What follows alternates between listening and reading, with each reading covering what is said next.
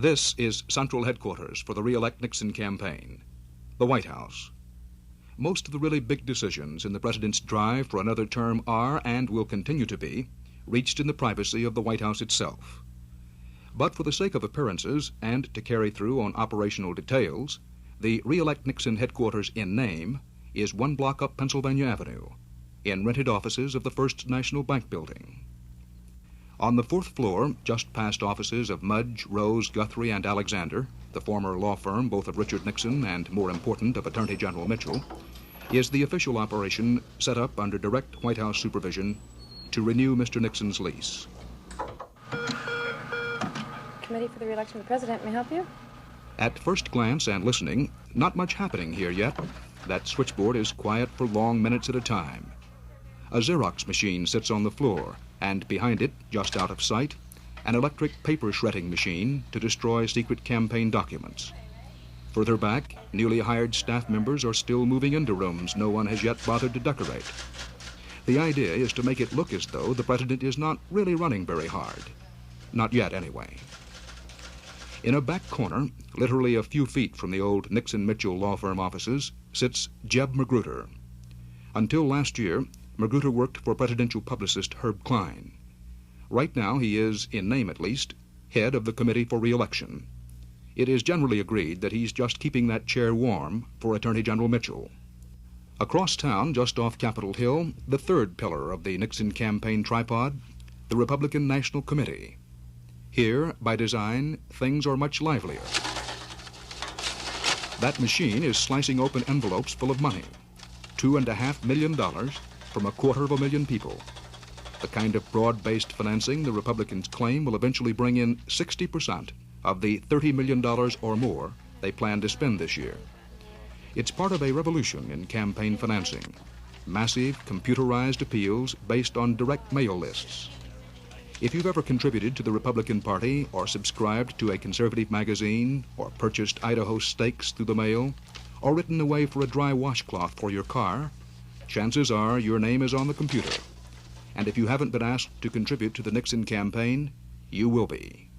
My feeling is that this is the way of the future in political finance. This is the way that the political parties in the future are going to be funded.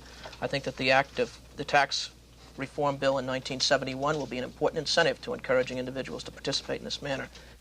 Why is that better for you?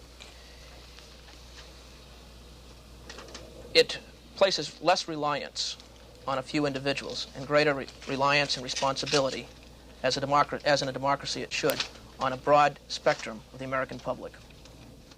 But despite its new emphasis on fundraising from a lot of thin cats, the GOP is still courting the more exclusive ranks of what political professionals call the fat cats. This nationwide series of $500 a plate dinners with the president last November netted $5 million for the campaign chest, even though diners in most cities saw Mr. Nixon only via closed-circuit TV. Of course, I do want to salute those of you who are the contributors, those of you who did make these dinners a success across the nation. Down in the basement of party headquarters is the operation aimed at embarrassing pundits who say Nixon doesn't appeal to youth. The people in charge here are from the 18 to 21-year-old bracket.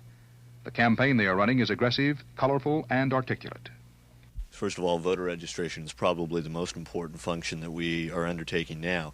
And we're also seeking to train college students to run voter registration drives and to work towards involving young people in campaigns.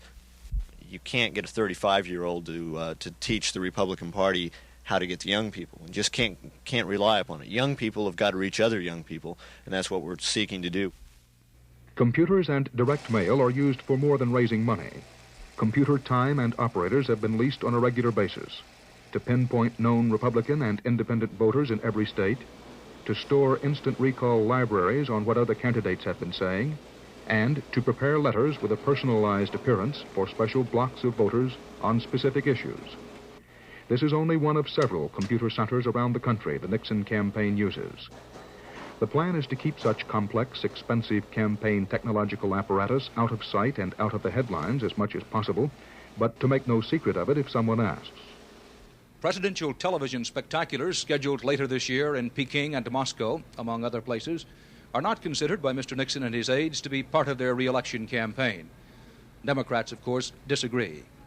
Both sides do agree, however, that should Mr. Nixon lose, it will not be for lack of money, organization, modern campaign methods, or television exposure. Dan Rather, CBS News, with the Nixon campaign in Washington.